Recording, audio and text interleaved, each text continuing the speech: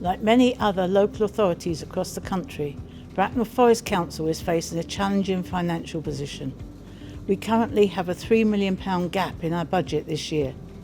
This is largely due to spiralling costs, rising inflation, increased demand for our services, and the fact that all councils are suffering from years of underfunding from central government.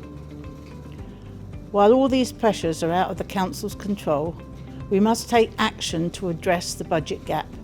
Leaving it and hoping it goes away isn't an option. What this means is that over the coming months we will need to make some very difficult decisions.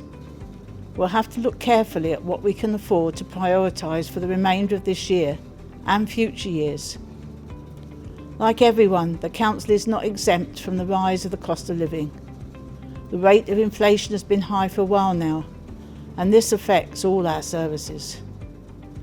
Additionally, more people in the borough have care needs that we must meet. This care and support for our most vulnerable residents is non-negotiable and must be prioritised, but still adds to our budget pressures.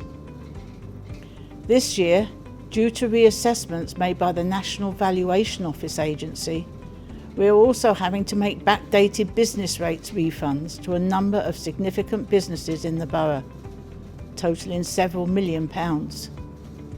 This will also reduce our income in the years ahead. There's also been unwelcome news for school budgets next year, following an administration error by the Department of Education. This means a reduction in the funding available to the borough schools of around £900,000 compared with figures published in July. We're still working through the implications for individual schools.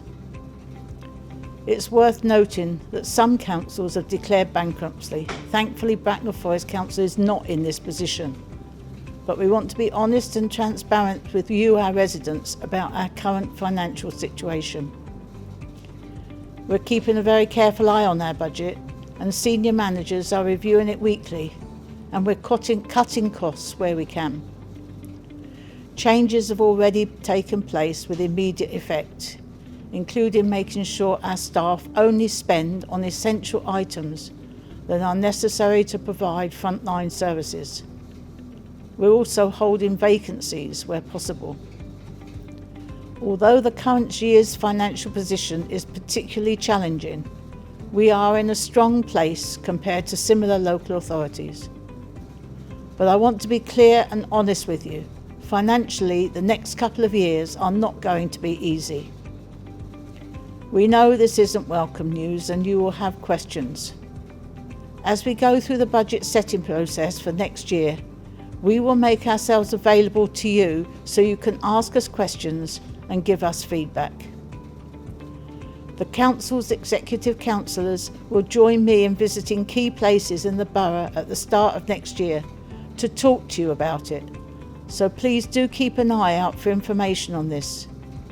If you have any questions, you can come and talk to us. Thank you.